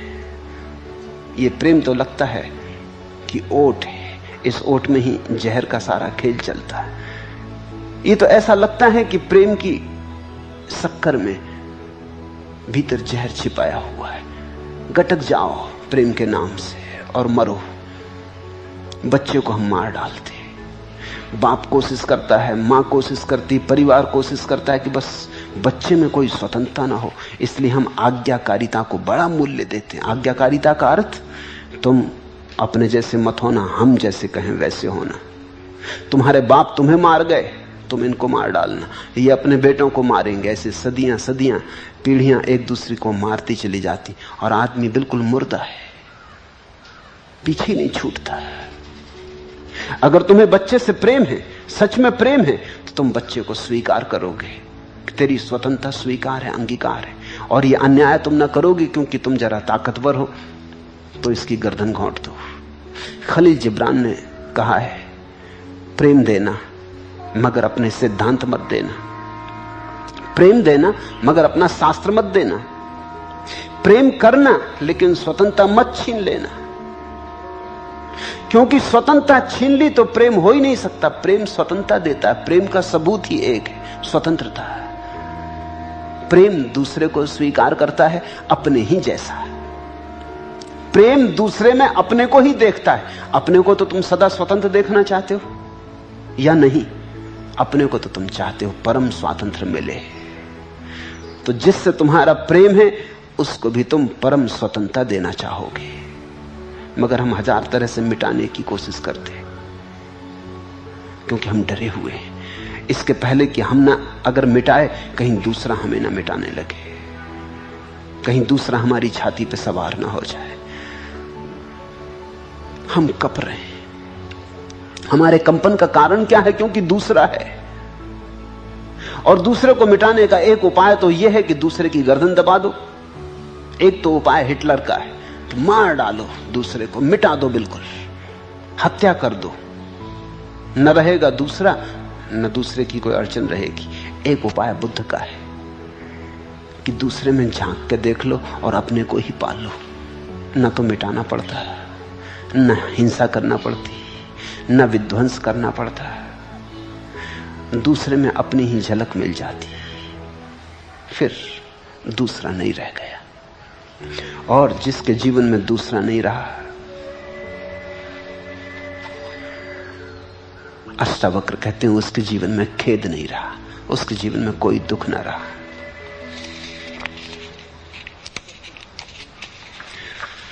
अगर तुम इस एक की हवा को थोड़ा चलने दो, तुम्हारे जीवन में वसंत आ जाए, तुम्हारे जीवन में बड़ी सुरभि आ जाए। चल पड़ी चुपचाप सन सन सन हुआ, डालियों को यूं चितानी सी लगी। आंख की कलियां अरी खोलो जरा, हिल स्वपतियों को जगानी सी लगी। पत्तियों की चुटकियां झड़दी बजा, डालियां कुछ ढुलमुलाने सी लगी। किस परम आनंद निधि के चरण पर विश्व सांसें गीत गाने सी लगी। जग उठा तरुवृंद जग सुन घोषणा, पंछियों में चहचहाट मच गई। वायु का झोंका जहां आया वहां विश्व में क्यों सनसनाहट मच गई। जैसे सुबह हवा आती, फूलों को जगा देती, पत्तियों को छेड़ देती, हजार गीत उठा देती, सोएपन को गिरा देती, सपने बिखेर देती, एक जाग आ जाती सारे जगत में। ठीक ऐसी अगर तुम एक को देख लो तो तुम्हारे जीवन में एक अपूर्व गंध उठेगी, एक अपूर्व पवन आ जाएगा। तुम्हारी गंदगी, तुम्हारी बंधी हुई हवा, सड़ी हुई हवा से छुटकारा हो जाएगा। तुम्हारी सीमा गई, जहां तुमने एक को देखा असीम आने लगा, असीम की लहरें आने लगी। उन असीम की लहरों में ही सुख है, शांति है, चैन है। चिति छिति है अद्वैत, द्वैत में केवल उनका दर्शन। रूप अरूप नहीं प्रतिद्वंदी, बंधा बिंब से दर्पण। अचिर भूत में व्यक्त भूति में, चिर अवधूत निरंजन। शब्द मुक्त पर शब्द युक्त है, चिंत अचिंत चिरंतन। सत्यम सत्य शिवम है, सत्य सुंदरम। संज्ञा स्वयं विशेषण, व्यर्थ व्याकरण। नांत शांत का क्या होगा संबोधन। अचिर भूत में व्यक्त भूति में, चिर अवधूत निरंजन। एक ही छिपा है, रूप अरूप नहीं प्रतिद्वंदी, बंधा बिंब से दर्पण। हम और तुम ऐसे बंधे हैं जैसे बिंब का दर्पण, दर्पण का बिंब। तुम खड़े हो जाते दर्पण के सामने, तुम अलग दिखाई पड़ते, दर्पण में बनता प्रतिबिंब अलग दिखाई पड़ता। तुम हट जाओ, प्रतिबिंब हट गया। तुम और तुम्हारा प्रतिबिंब दो नहीं है, एक ही है। रूप अरूप नहीं प्रतिद्वंदी, बंधा बिंब से दर्पण। जैसे तुम्हारा प्रतिबिंब तुमसे बंधा है, ऐसे ही परमात्मा संसार से बंधा है, देह आत्मा से बंधी है, मैं तू से बंधा है। यहां जहां तुम्हें द्वैत दिखाई पड़ रहा है, रात दिन से बंधी है, जीवन मौत से बंधी है, बंधा है। यहां सब बंधा है, इकट्ठा है। थोड़े गौर से देखोगे तो तुम एक को ही पाओगे। उस एक को पा लेने वाला व्यक्ति ही खेद के बाहर हो जाता है। जैसे सल्लकी के पत्तों से प्रसन्न हुए हाथी को नीम के पत्ते नहीं हर्षित करते हैं, वैसे ही ये कोई भी विषय आत्मा में रमण करने वाले को कभी नहीं हर्षित करते। न जातु विषया के अपि स्वारामम हर्षयंतमी। सल्लकी पल्लव प्रीतम इव इभम निम्ब पल्लवा। जैसे सल्लकी के मीठे पत्तों को हाथी ने चबा लिया हो, तो अब तुम लाख उपाय करो, तुम नीम के कड़वे पत्ते चबाने को उसे राजी न कर सकोगे। जिसने स्वाद ले लिया ऊपर का, नीचे से फिर राजी नहीं होता। जिसने थोड़ा राम का रस ले लिया, काम में उसे रस नहीं आता। जिसे थोड़ी समाधि की झलक मिलने लगी, संभोग व्यर्थ होने लगता है। जिसे थोड़े ध्यान की हवा आने लगी, धन की पकड़ छूटने लगती। लेकिन ख्याल रखना, विराट पहले आता, क्षुद्र पीछे जाता। जैसे सल्लकी के पत्तों से प्रसन्न हुए हाथी को नीम के पत्ते नहीं हर्षित करते। अब हमारी हालत उल्टी हो गई है। तुम्हारे तथाकथित साधु महात्मा तुम्हें समझाते हैं छोड़ो संसार को अगर परमात्मा को पाना है। मैं तुमसे कहता हूं परमात्मा को पाओ अगर संसार को छोड़ना है। फर्क ठीक से समझ लेना। तुमसे कहा जाता है कि व्यर्थ को छोड़ो अगर सार्थक को पाना है। मैं तुमसे कहता हूं सार्थक का थोड़ा अनुभव करो अगर व्यर्थ को छोड़ना है। व्यर्थ को छोड़ने को तुम्हें राजी किया ही नहीं जा सकता जिसने सिर्फ नीम के पत्ते ही चखे हों, और सल्लकी के स्वादिष्ट पत्तों का जिसे कुछ पता ना हो। उससे तुम लाख कहो, उसे भरोसा नहीं आता। उसने तो एक ही स्वाद जाना है, दूसरा हो भी सकता है। ये बात मन में बैठती नहीं, श्रद्धा नहीं उपजती। तुम कितना ही कहो, उसे ऐसा ही लगता है कि तुम्हारी नीम के पत्तों पर नजर है, मुझसे छीन के तुम कब्जा कर लोगे या कुछ क्या इरादा है तुम्हारा भगवान जाने, क्यों मेरे पीछे पड़े हो। और अगर वो छोड़ भी दे नीम के पत्ते, तो भी नीम के पत्तों की जो उसकी आदत पड़ गई, कड़वेपन का जो अभ्यास हो गया, वो इतनी आसानी से न छूट जाएगा।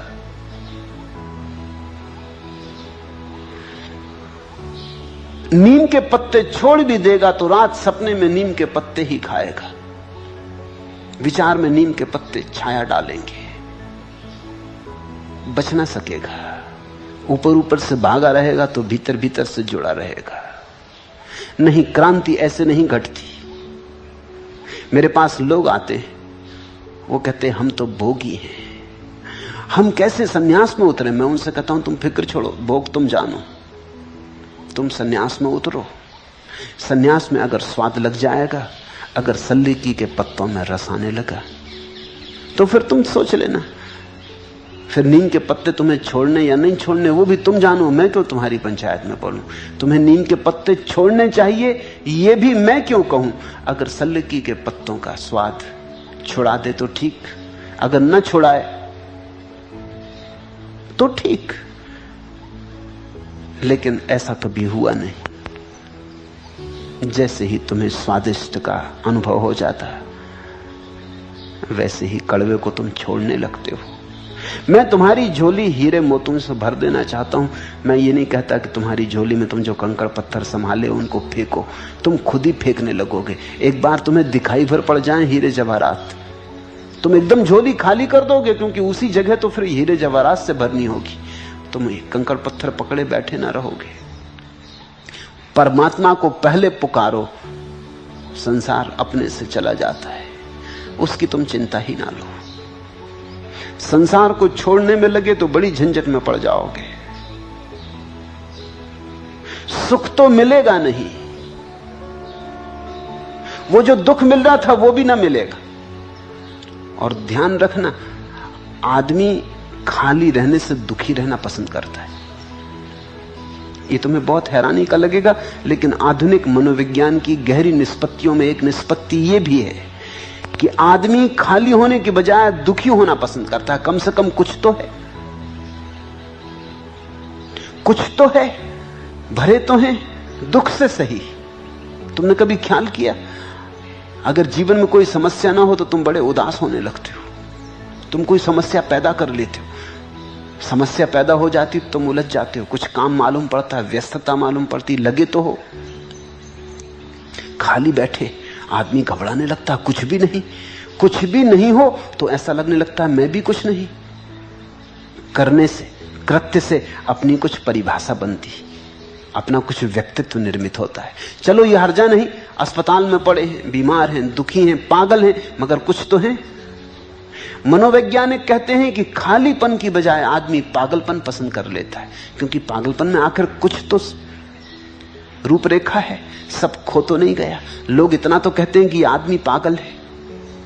पागल खाने में तो है, डॉक्टर आके फिक्र तो करता है, मित्र आके संवेदना तो बतलाते हैं, लोग बात तो गौर से सुनते हैं, कुछ भी नहीं, ना कुछ, शून्यवत।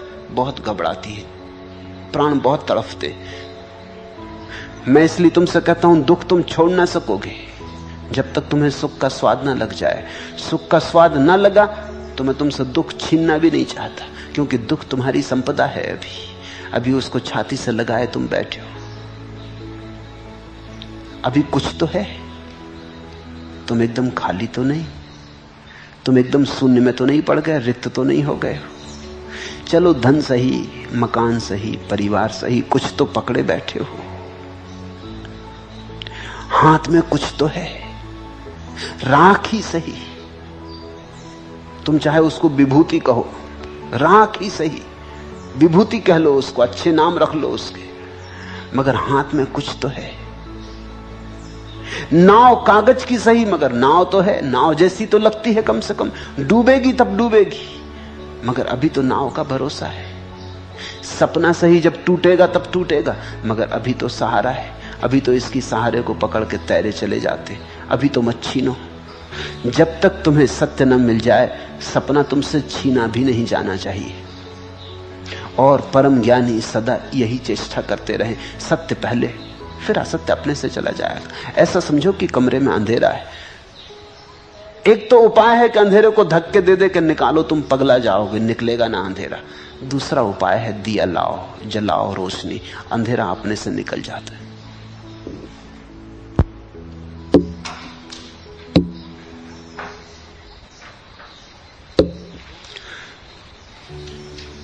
जो भोगे हुए भोगों में आसक्त नहीं होता है और अनभोगे भोगों के प्रति निराकांक्षी है, ऐसा मनुष्य संसार में दुर्लभ है। दुनिया में दो चीजें आदमी को पकड़े हुए, एक तो भोगे हुए भोग, जो तुमने भोग लिया उसका स्वाद लग जाता, जो तुमने भोग लिया उसकी पुनरुक्ति करने की आकांक्षा पैदा होती, फिर मिले सुख, फिर मिले सुख, फिर से ऐसा हो। तो एक तो भोगा हुआ सुख पकड़ता, भोगा हुआ सुख यानी अतीत, और एक अनभोगा सुख की आकांक्षा पकड़े रहती है। अनभोगा सुख यानी भविष्य। जो भोग लिया उसकी पुनरुक्ति चाहता है मन, और जो अभी भोगा नहीं वो भी भोगने को मिले, इसकी वासना है। इन दो के बीच आदमी पिसता, दो पाटन के बीच। ये दो पाट है, साबित बचा न कोई। एक तो जो भोग लिया है वो बार बार पीछा करता है कि फिर भोगो, और एक जो अभी नहीं भोग पाए उसकी प्रबल आकांक्षा है कि मरने के पहले एक बार भोग ले।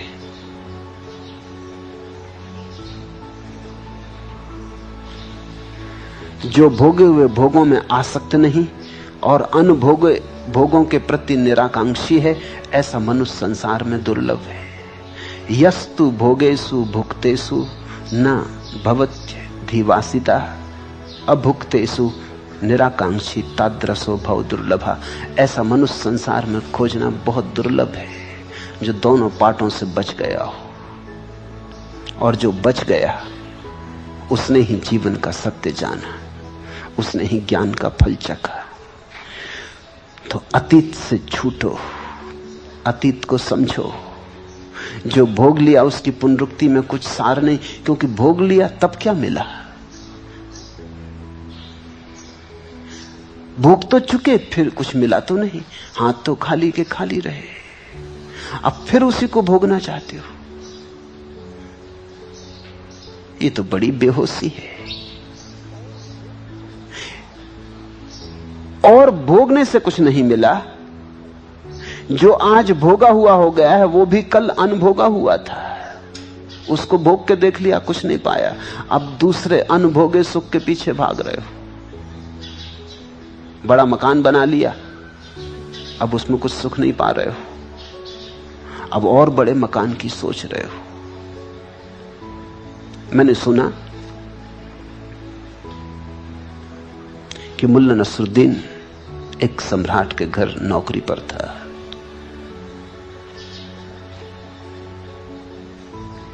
कमरा साफ कर रहा था सम्राट का। उसकी सुंदर सैया देख के कई दफे मन लोभ जाता था उसका कि एक दफा तो लेट के देख लें, कैसा मजा सम्राट न लेता होगा। ऐसी गुदगुदी थी, मखमली थी, बहुमूल्य थी, सोने चांदी से जड़ी थी, हीरे जवाहरात लटके थे चारों तरफ। और उस दिन सम्राट दरबार में व्यस्त था, तो उसने सोचा कि 5 मिनट लेट ले। लेट गया, लेटा तो झपकी लग गई। सम्राट आया कमरे में तो उसे बिस्तर पर लेटे देखा तो वो बहुत नाराज हुआ। उसे 50 कोड़े मारने का हुक्म दिया गया। कोड़े पड़ने लगे, हर कोड़े पे मुल्ला खूब जोर से खिलखिला के हंसने लगा। सम्राट बड़ा हैरान हुआ कि ये पागल है या क्या मामला है? होना चाहिए पागल, एक तो बिस्तर पर लेटा जानते हुए कि ये अपराध है, और अब हंस रहा है। कोड़े पड़ने लगे और खून की धारें बहने लगी, चमड़ी उखड़ने लगी और वो खिलखिला के हंस रहा है। आखिर सम्राट ने पूछा कि रुको, मामला क्या है? कोड़े पड़ते हैं, तू हंसता क्यों है? उसने कहा कि मैं इसलिए हंस रहा हूं कि मैं तो मुश्किल से 15 मिनट सोया, आपकी क्या गति होगी? 15 मिनट में 50 कोड़े, हिसाब तो लगाओ। मैं वही हिसाब लगा रहा हूं भीतर के, इस बेचारे की तो सोचो, आखिर में इसकी क्या गति होगी।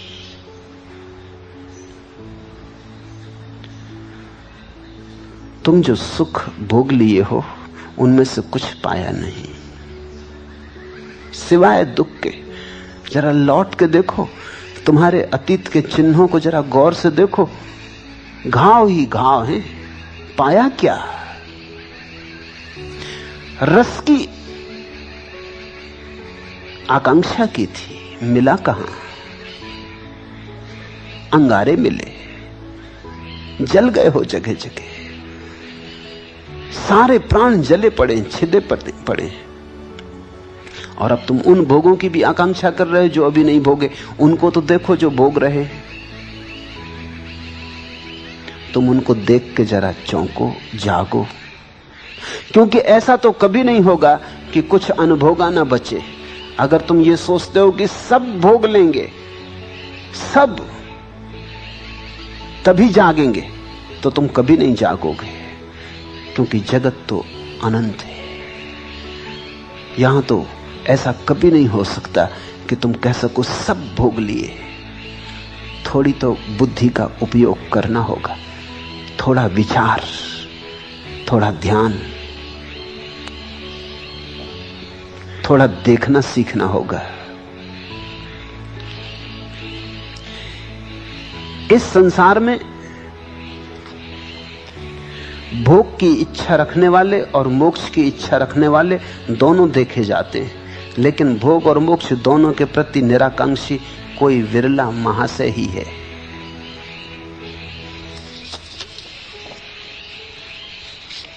मेरे साथ अत्याचार, प्यालियां अगणित रसों की सामने रख राह रोकी, पहुंचने दी अधर तक बस आंसुओं की धार। मेरे साथ अत्याचार, हर आदमी यही कह रहा है कि मेरे साथ अत्याचार हो रहा है। इतने रस पड़े हैं और मुझे भोगने का मौका नहीं। इतने रस पड़े हैं और हर जगह दीवार खड़ी है और संतरी खड़े हैं, पहरा लगा है, हर जगह रुकावट है। मेरे साथ अत्याचार, प्यालियां अगणित रसों की सामने रख राह रोकी, पहुंचने दी अधर तक बस आंसुओं की धार। मेरे साथ अत्याचार नहीं, कोई तुम्हारे साथ अत्याचार नहीं कर रहा है। और ऐसा भी नहीं है कि प्यालियों को तुम तक कोई नहीं पहुंचने देता। हर रस की प्याली पहुंचते पहुंचते आंसुओं की धार हो जाती।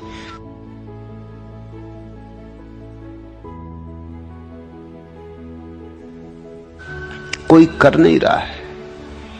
असल में प्यालियों में आंसू ही भरे हैं। दूर से तुम्हारी वासना के कारण रसधार मालूम पड़ती। जब पास आते, अनुभव में उतरते, तो सब अधिकार सदा को तुम जकड़ो, मुझको लोहे की हथकड़ियों, बदला ले लो सुख की घड़ियों। एक एक छोटा छोटा सुख कितने गहन दुख में उतार जाता है। जरा जरा सा स्वर्ग कितने नरक दे जाता है। उस दिन सपनों की झांकी में मैं क्षण भर को मुस्काया था। सपनों की झांकी में क्षण भर को मुस्काया था। मत टूटो अब तुम युग युग तक, है खारे आंसू की लड़ियों, बदला ले लो सुख की घड़ियों। एक एक सुख गहन बदला लेता मालूम पड़ता है। एक एक सुख जब टूटता है तो गहरा विषाद छोड़ जाता है। मैं कंचन की जंजीर पहन क्षण भर सपने में नाचा था। अधिकार सदा को तुम जकड़ो, तुम गरीब रह जाओ तो दुखी होगे, तुम कुंवारे रह जाओ तो दुखी होगे, तुम विवाहित हो जाओ तो दुखी होगे। तुम विवाहितों को देख लो,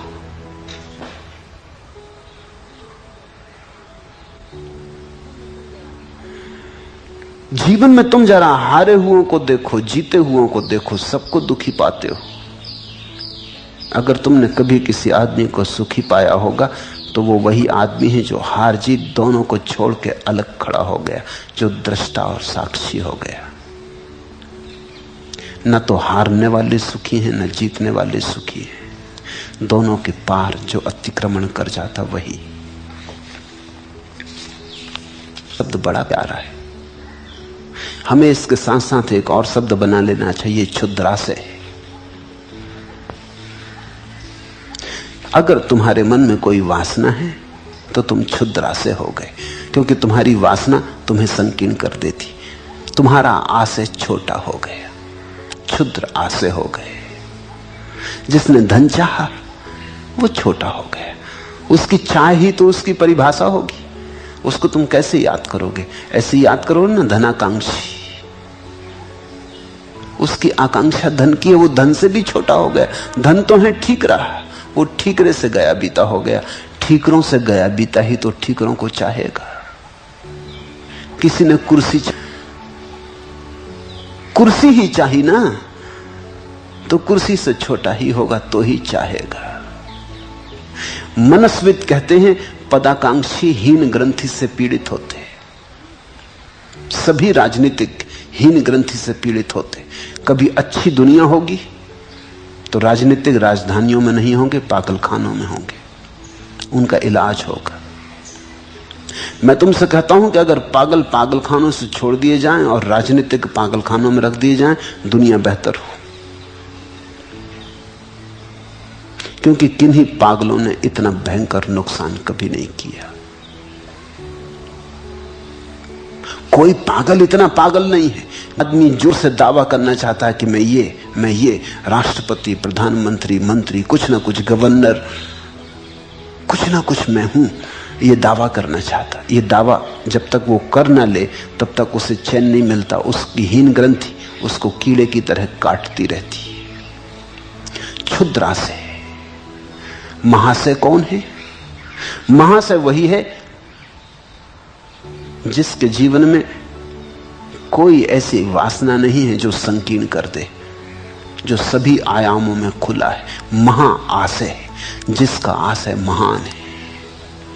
और तुम चकित होगे, अष्टावक्र कहते हैं मोक्ष को भी चाहा तो भी क्षुद्राशय हो गए, क्योंकि मोक्ष ही तुम्हें महाशय बनाएगी। कोई उदार चित्त ही धर्म, अर्थ, काम, मोक्ष, जीवन और मृत्यु के प्रति हे और उपादेय का भाव नहीं रखता। कोई उदार चित्त, महाशय यानी उदार चित्त, क्षुद्राशय यानी संकीर्ण चित्त। तुम उतने ही संकीर्ण हो जितनी संकीर्ण तुम्हारी वासना है। तुम्हारे हाथ में है, तुम उतना ही छोटा कारागृह बना सकते हो जितनी तुम्हारी वासना। अगर तुम्हें मुक्त होना हो तो तुम सारी वासना को जाने दो, चाहो ही मत कुछ, तुम इसी क्षण मुक्त हो। मोक्ष की चाह नहीं होती। जब कोई चाह नहीं होती तब जो होता है वही मोक्ष है।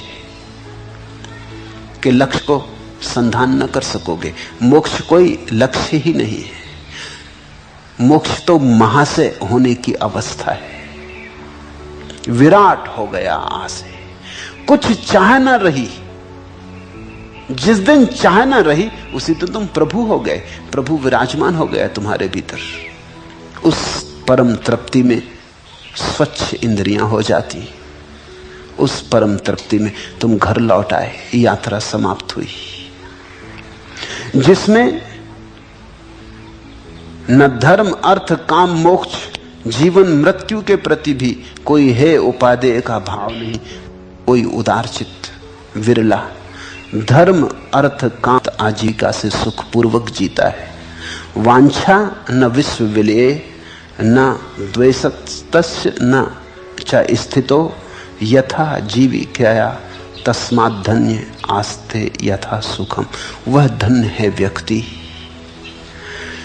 जिसको कोई भी आकांक्षा नहीं, न तो संसार रहे इसकी, न संसार न रहे इसकी।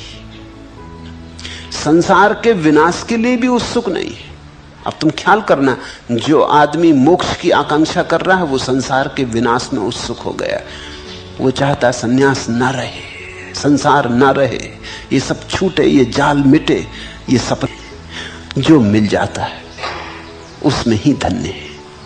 जो प्रभु दे देता उसमें ही धन्य है। जो मिला है उसको प्रसाद रूप ग्रहण कर लेता है। जो मिल गया है वो पर्याप्त है, इसलिए यथा प्राप्त से सुखपूर्वक रहता है। वो ये सोचता ही नहीं कि इससे ज्यादा मिले, और ढंग से मिले, थोड़ा भिन्न मिले। जो मिला है उससे अन्यथा की पाने की कोई वासना नहीं।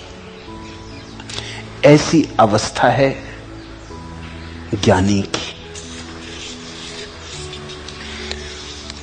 और इस साक्षी होने में कोई चीज साधन रूप नहीं है। इस साक्षी होने में साक्षी होना ही साधन रूप है। इस साक्षी होने के लिए तुम्हें कुछ आयोजन नहीं करना है। तुम जैसे हो आयोजन पूरा है, बस आंख बंद करनी है, भीतर उठाना है इस गहन जिज्ञासा को, मैं कौन हूं। उस सबसे संबंध तोड़ते जाना है भीतर जो मैं नहीं हूं। अंततः वही बच रहेगा जो तुम हो। और एक बार उसका स्वाद आ गया, वे स्वादिष्ट फल चख लिए, फिर नीम के कड़वे फलों को चखने की कोई आकांक्षा रूप है। जो है इसमें ब्रह्म का ही विस्तार है। तुम भी इस विस्तार के अंग बन जाओ। तुम भी अपनी सीमा छोड़ो, त्यागो, लीन बनो, एक बनो। एक बनो तो एकाकी। फिर तुम जहां भी रहो, जैसे भी रहो, जो यथा प्राप्त होगा वही तुम्हारे लिए उत्सव ले आएगा। तुम धन्य, तुम कृतज्ञ रहोगे। तुम्हारे जीवन से अहिर्निश धन्यवाद उठता रहेगा। वैसे धन्यवाद के सतत उठते रहने से ही पहचाना जाता कि कोई आदमी धार्मिक है। जैसे फूल से सुगंध उठती रहती, दिए से प्रकाश झरता रहता,